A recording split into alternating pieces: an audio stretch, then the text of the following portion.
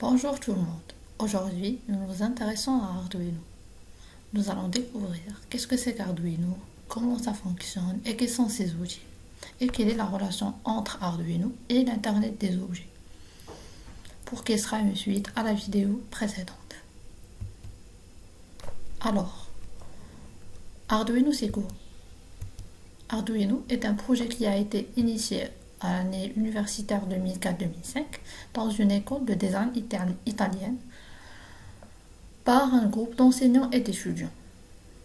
Il s'agit d'une plateforme électronique open source basée sur du matériel et des logiciels qui sont faciles à utiliser. Il est destiné pour qui? Destiné pour les bricoleurs, pour qui ont une connaissance très limitée au niveau d'électronique, pour les artistes qui ont besoin d'animer leur œuvre ou de créer des interactions avec elle. Pour les étudiants et les élèves aussi, pour la création d'un ensemble de projets, y compris aussi les étudiants du collège. Faut-il avoir des connaissances en électronique? Pas ou peu si on utilise des cartes et des modules tout fait. Il faut des connaissances en électronique si on veut optimiser ou faire du sur-mesure. C'est-à-dire si on veut développer notre propre carte ou notre propre prototype qui sera monté, etc.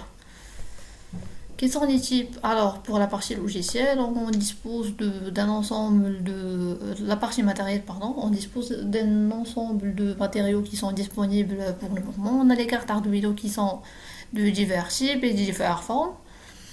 On a la version qui est la très connue, ou bien la plus demandée pour la première utilisation d'Arduino, c'est la carte Arduino Uno.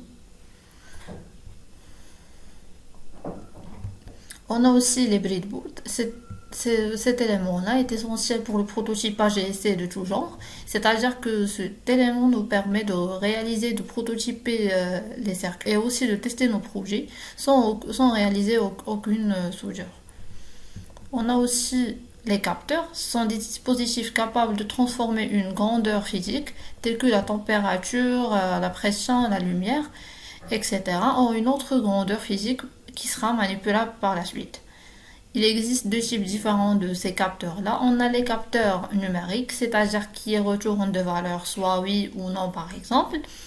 Et on a les capteurs analogiques qui nous renvoient à plusieurs valeurs, telles que capturer la température, l'humidité dans une zone.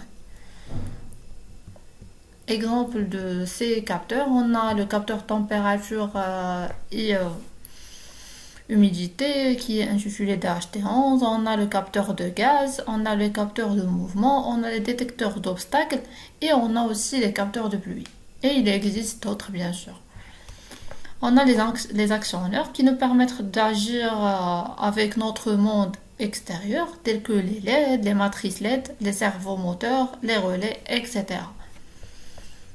Pour les relais, il s'agit des interrupteurs qui se commandent avec une tension continue de faible puissance. On a aussi les child. Ce sont des cartes supplémentaires qui se connectent sur le module Arduino pour augmenter les disponibilités, par exemple afficheur graphique couleur, interface Ethernet, GPS, Wi-Fi, GSM, etc. Par exemple, on a le child Wi-Fi, le child GSM et le child Ethernet dans les images qui sont sur le dispositif. Allons vers la partie logicielle. On a l'IDE Arduino qui est téléchargeable via le site officiel d'Arduino.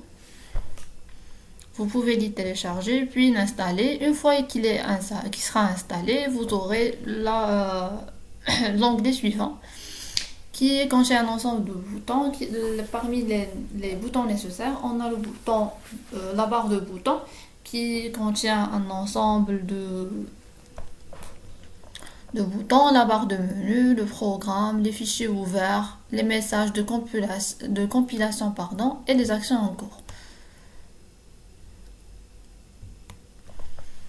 Pour la partie barre de boutons, on a un bouton qui nous permet la vérification des erreurs dans le code, un bouton qui nous permet de compiler le code et de transférer vers la carte Arduino, pour un bouton pour la création des nouveaux sketchs ou bien nouveaux programmes.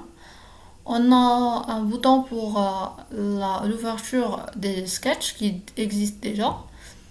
On a un bouton pour qui s'intéresse aux sauvegardes des programmes et un autre qui nous permet d'accéder aux pour-séries.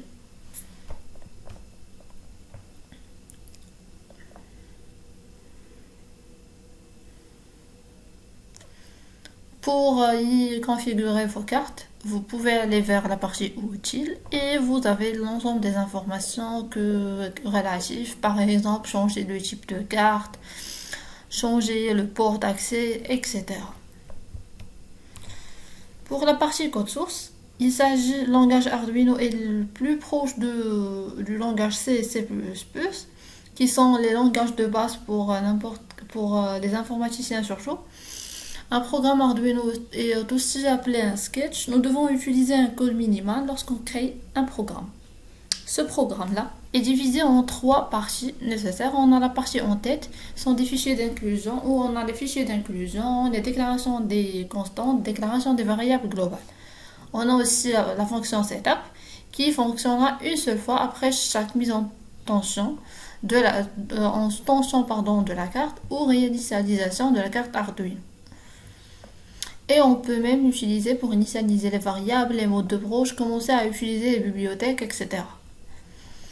On a la fonction loop. Fonction fait précisément comme son nom l'indique.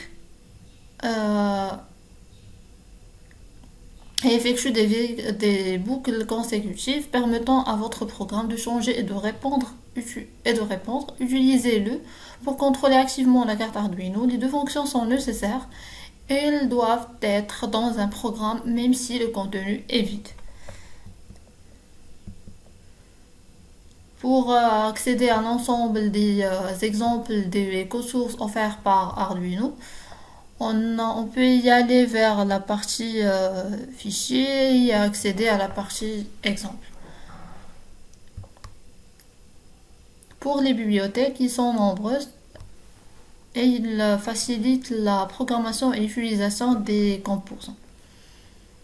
Et ils peuvent même aborder la plupart des besoins courants. Ils sont nombreuses, simplifient l'utilisation d'un composant, bien sûr, et on peut les intégrer dans le programme par juste une simple ligne. C'est include et le nom de la bibliothèque.h. Pour l'ajout ou bien l'inclusion des bibliothèques, on peut y aller vers croquis et inclure une bibliothèque et choisir la bibliothèque qu'on veut inclure. Si ça n'existe pas, on peut y aller vers gestionnaire de bibliothèque et y chercher la bibliothèque et puis l'installer. Sinon, on peut y aller vers préférences et y préciser le chemin ou bien le link qui va nous permettre de télécharger la bibliothèque. Comment peut-on élaborer un projet de Arduino? On doit lancer en premier lieu l'Arduino l'IDE d'Arduino, puis la création d'un nouveau programme. Après la vérification du programme, connexion de la carte Arduino à l'ordinateur via un port USB, transférer le programme à la carte Arduino. Après le montage du circuit de l'application et finalement la vérification du fonctionnement du programme ou bien du projet en totalité.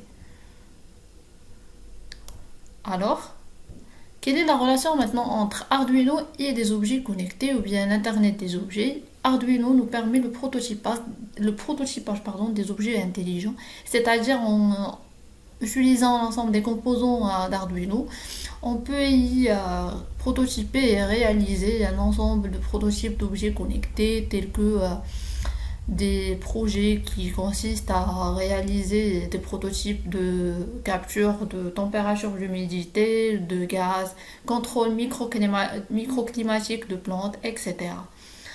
Notre vidéo touche à sa fin. N'hésitez pas à poser des questions via des commentaires. Et aussi, si vous avez des suggestions pour les prochaines vidéos, n'hésitez pas. Et à la prochaine.